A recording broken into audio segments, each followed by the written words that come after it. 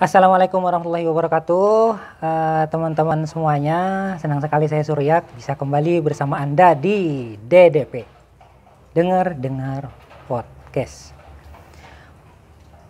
Huruf Braille adalah tulisan sentuh, ya, sebuah sistem tulisan sentuh yang diciptakan oleh seorang Prancis bernama Louis Braille.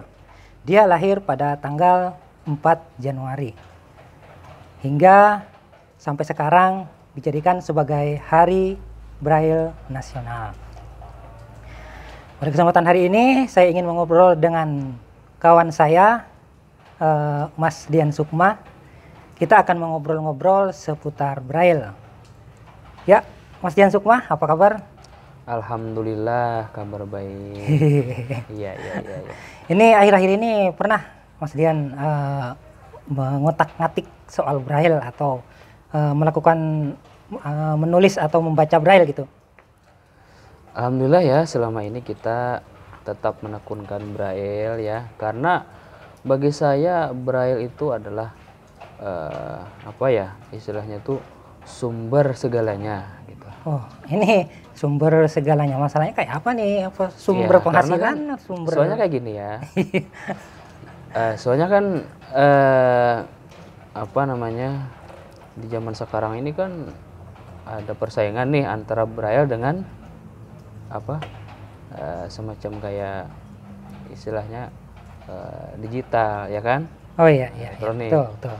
Soalnya yang kita tahu ya, sekarang ini Braille ini hampir terbelakang gitu. Jadi sangat sayang sekali karena Braille ini utama sebelumnya kan kita untuk mendapatkan ilmu pengetahuan dan sebagainya. Ini terbelakang ini soalnya saya tahu itu Braille itu di depan terus kita membacanya menulisnya itu. Nah, terbelakang itu gimana sih maksudnya? Terbelakang itu dari segi peminatnya. Oh, dari segi peminat. Soalnya orang kebanyakan mendengarkan aja dari MP3 atau mendengarkan dari sekarang ini kan banyak buku-buku MP3 tuh. Iya, benar juga sih. Gitu. Iya. Ya, terus terang saya pun lebih suka mendengarkan teks daripada membaca pakai Braille. Tapi ya semoga dengan kita ngobrol-ngobrol hari ini ada hikmahnya ya. Iya, betul. Nah, terus kita ini lebih kembali menyukai huruf Braille-nya. Iya, betul. Ya. Sebenarnya Mas Dian ini mulai belajar Braille ini mulai berapa tahun atau tahun berapa gitu? Baik. Dulu saya belajar Braille ini sekitar tahun 2002. Karena saya masuk sekolah itu tahun 2002. Tahun 2002? Iya. Lama ya. Ya alhamdulillah segitulah pokoknya kan. Iya. Tahun 2002 ya. Iya. Terus belajar Braille-nya itu di mana maksudnya? Di sini kah atau di mana? Di daerah Kota Amuntai. Oh, daerah Kota Amuntai ya. Iya. Berarti di sana Amuntai itu sudah ada pelajaran Braille gitu. Iya, sudah Braille. Ada. Ya, ada. Gurunya mungkin siapa yang Mas Dian ingat di situ? Di situ yang saya sangat spesial sampai sekarang, bahkan yang saya ingat-ingat sampai sekarang, Pak Fahrudin sama Pak Fatur Rahman. Oh, dua orang itu gurunya yang dengan sabar memperkenalkan saya Braille kan, kemudian mengajarkan gitu. Ya, tapi menurut saya kan belajar Braille itu sulit deh. Saya mencoba dulu kan pertama belajar Braille itu kayak kadang-kadang kurang peka gitu tangan tuh. Jadi gimana tuh Mas Dian belajarnya tuh tingkat kesulitannya tuh? Memang ya, secara umumnya saya pun juga mengalami hal seperti itu. Oh, itu dasar umum ya? Iya, dasar umum. Jadi saya tuh hampir menangis. Oh. Kenapa saya bilang? Bayangkan,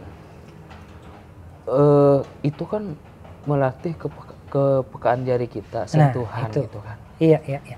Di situ saya 3 bulan 3 Bisa. bulan Mas Dian lah. Bisa apa enggak kata saya kan kayak gitu. Iya.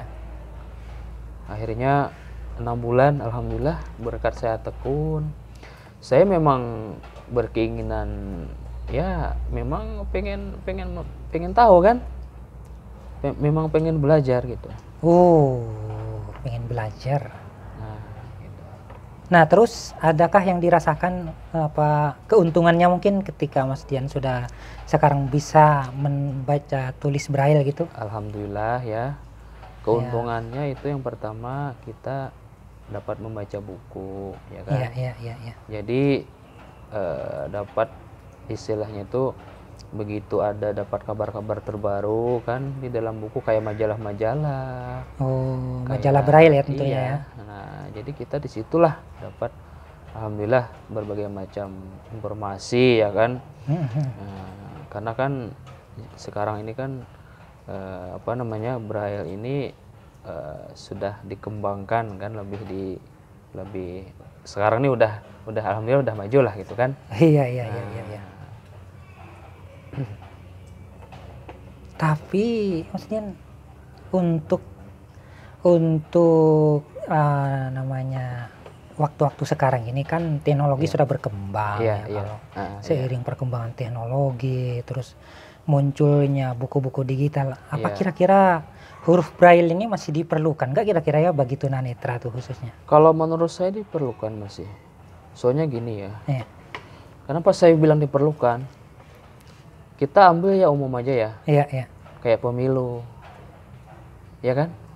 Iya, pemilu. Nah, itu kenapa saya bilang diperlukan? Karena itu kan kita kan pemilu itu kan kita membaca, memilih itu kan. Iya, memilih. Jadi sedikit banyaknya itu kalau menurut saya ya. Iya. Antara buku digital dengan braille itu kalau braille itu kita istilahnya itu dapat mengetahui langsung ya kan. Kalau digital ya istilahnya kan keperluannya itu kan memang sangat apa namanya kan nggak mungkin juga mendengar namanya lewat buku digital. Kalau digital itu kan kita istilahnya itu memang keperluan yang sangat mendesak kayak seperti kuliah kayak ya macam pokoknya yang bersifat yang memang harus cepat lah. Iya. Gitu. Nah, jadi itu kan braille itu kan memang pasti berhubungan dengan ketunanetraan ya kan? Iya, berhubungan jelas itu. Iya. Jadi ini Mas Dian ini tunanetranya ini mulai lahir atau sudah berumur gitu? Dari lahir. Dari lahir ya? Iya, dari lahir. Bisa diceritakan sedikit gimana ketika ya mungkin keluarga Mas Dian pertama tahu bahwa Mas Dian itu tunanetra gitu? Ya, baik. Ya sedikit aja. Ya, oke. Jadi waktu saya lahir itu keluarga saya itu setengah depresi gitu ya. Setengah depresi ya? Karena apa? Karena melihat anak yang diharapkan, bahkan anak pertama, cucu yang diharapkan, cucu pertama itu mengalami kelahiran lain dengan yang lainnya gitu. Jadi di situ keluarga saya itu banyak yang sensitif pada saya kan, tapi saya berusaha untuk memahami gitu, kemudian berusaha untuk membuktikan bahwa saya ini walaupun memiliki kekurangan ya, walaupun saya ini istilahnya itu disabilitas tunanetra khususnya ya. Iya. Itu jadi motivasi bagi keluarga saya bahwa saya ini juga bisa mandiri kayak sekarang ini kan. Iya. Gitu. Ya, salah satunya dengan bisa membaca dan menulis karena adanya huruf braille ini. Adanya huruf braille. Wah. Ternyata huruf braille itu sangat bermanfaat bagi kita khususnya disabilitas netra kan, ini. Huruf braille itu saya anggap sebagai pemacu saya, karena dengan adanya huruf braille itu saya bisa salah satunya bisa membaca dan menulis. Di sekolah kan, kemudian sampai sekarang ini kan pokoknya kalau ada informasi-informasi yang di dalam majalah Braille itu kita dapat untuk mengetahuinya dengan membaca gitu kan. Itu apa ya, bagi saya Braille itu tiada duanya karena kita langsung istilahnya ke keahlian kita dalam membaca gitu. Iya. Tapi saya pernah Mas Dian duduk-duduk dengan teman-temannya kan. Iya. Ternyata Braille itu bukan cuma dipakai membaca dan nulis. Mereka itu main domino loh. Main domino pakai Braille itu gimana itu? Nah, jadi gini ya. Jadi bingung saya. Itu domino itu kan pada umumnya kan domino itu kan huruf apa? Kan huruf awas Huruf itu. awas ya, betul. Jadi gimana pakai Braille itu? Jadi maka Braille itu kebetulan saya juga peminat nih ya. Nah, ya justru itu saya nggak bisa sih. Jadi gimana itu? Jadi ya kita sebelumnya itu kita bingung juga sih. Ya. Bingungnya Ini gini. seru ini. Bingungnya gini, kita teman-teman awas main domino ya kan? Iya. 01 Nah, 46 itu 61. gimana itu? Melihatnya terus kita Braille-nya. ini termotivasi gitu Bang Farid. Iya. Termotivasi. Bang Surya ya, sorry ya. Ya memang itu nama Iya, lengkap iya, saya iya, itu. iya. Terus saya. Jadi ada inisiatif itu dari teman-teman yang dulu ya, kakak-kakak angkatan saya dulu ya. Oh, itu sudah dari dulu. Iya, Oh. itu pun saya pun ya di sini juga mendapatkan hal seperti itu. Iya. Lanjut. Jadi teman-teman saya ini punya kenalan juga yang dari Bandung itu. Oh. Ternyata domino Braille itu memang ada. Memang itu domino awas. Iya. Domino yang hurufnya huruf biasa kan. Jadi kita minta bantuan dengan yang awas atau yang low Iya. untuk memberikan. Nah, ini misalnya kan yang awasnya misalnya 46. Iya, 46. Jadi Nah, kita Braille kan di samping huruf awasnya itu.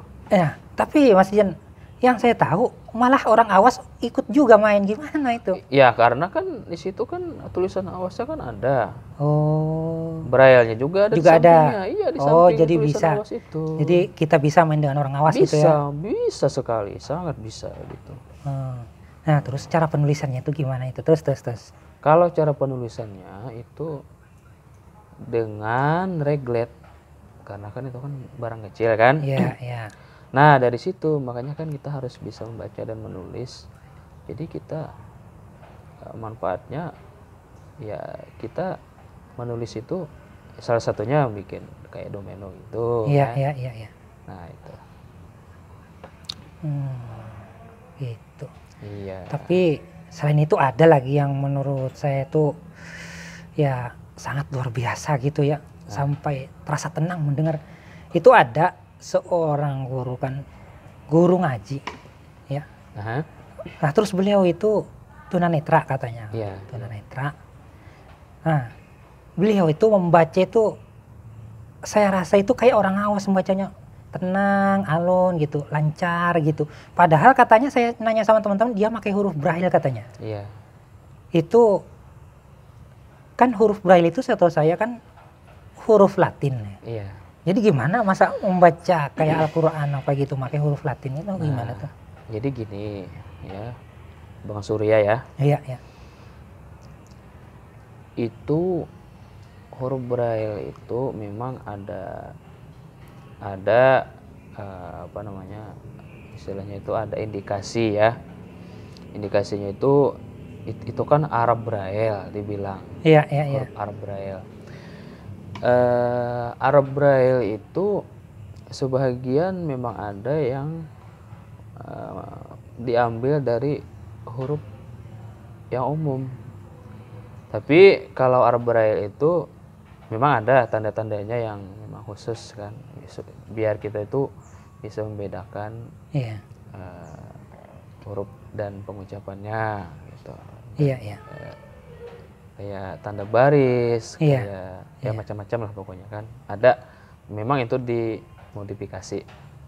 Oh, oh jadi sebuah huruf itu huruf Latin juga cuma dimodifikasi Iya, supaya menjadi huruf Arab Huruf gitu ya. Arab. Ya Huruf ada Arab gitu. tandanya gitu kan. Oh, ada tandanya. Iya. Iya. Jadi ini kan yang saya tahu itu kan Braille itu kan semacam titik gitu ya kan. Itu yang umumnya Yang umumnya. Nah, Nah, terus untuk apa namanya ya? Merubah titik-titik itu menjadi sebuah huruf-huruf itu gimana itu? Maksudnya. itu ada beberapa tahap ya. Eh, Jadi kalau saya belajar dulu Iya. itu di Braille itu sebelum kita dikenalkan sama Braille itu ada yang namanya apa dibilang ya, pokoknya alatnya itu ya kayak semacam benda itu berbentuk segi empat. Oh iya. Jadi di ngerti, situ ngerti, tuh ngerti. memang titik-titiknya tuh ada titik penuh, Oh, ada titik penuh. ada di sampingnya tuh Itu titik satu. penuh itu maksudnya berapa titik sampai? 6. Oh, 6 titik ya. Ya. 6 titik. Jadi saya dulu di situ kesulitan saya tuh di situ yang wah menurut saya itu bisa apa enggak gitu kan. Oh, jadi dari ke-6 titik itu bisa kita menciptakan sebuah huruf-huruf. Iya bisa. Jadi Oh. di Hanya 6 titik itu? 6 titik itu ya. Iya. Jadi caranya gini ya. Itu kan semuanya tuh kan itu kan bolak-balik tuh. Nah, jadi itu ada alatnya dipasang misalnya yang kita balik misalnya saya kan titik penuh kan. Di sampingnya tuh ada. Enggak harus semuanya. Jadi di situ kita dipasang ke alat itu. Iya. Kata gurunya ini satu-satu Oh, pasang ke situ. iya.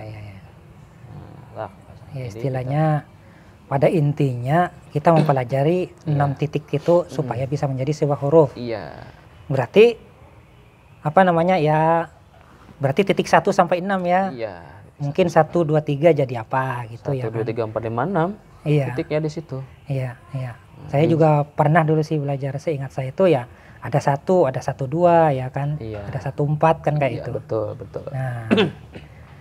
Nah, mungkin kita menyegarkan ingatan kita ya soal huruf Braille. Iya. Bisa kita ya tebak-tebakan sedikit lah gitu.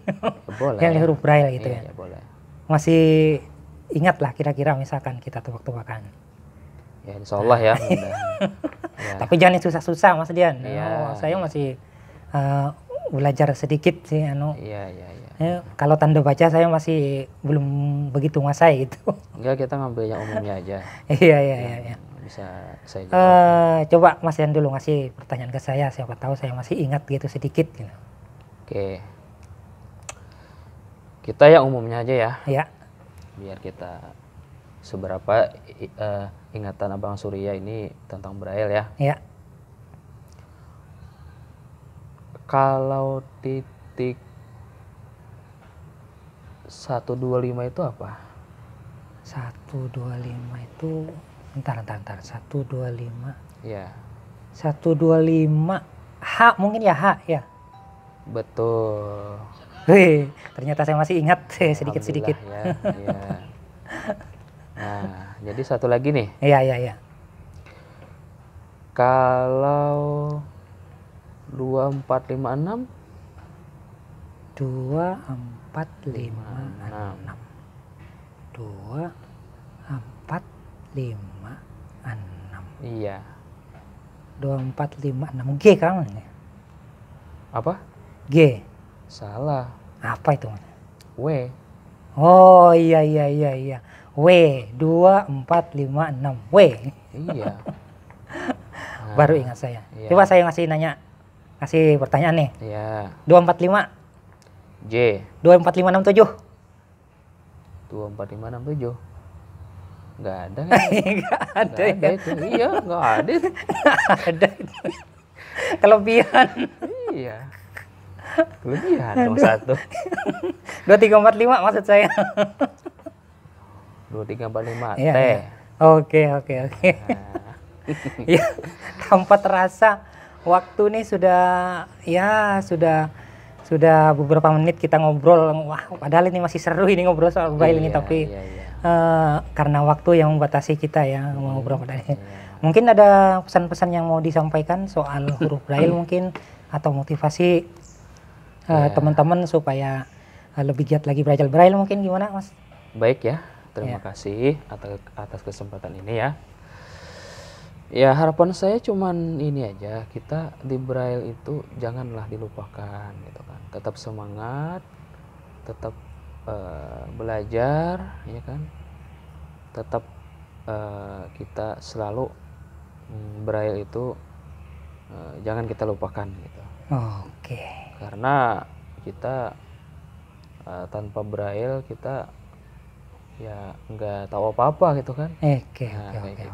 Jadi usahakanlah bagi teman-teman di mana saja berada ya kan, yang disabilitas tunanetra, harap braille ini jangan dilupakan. Iya. Sayang sekali kan. Sampai dilupakan. Ya, kita digital itu boleh.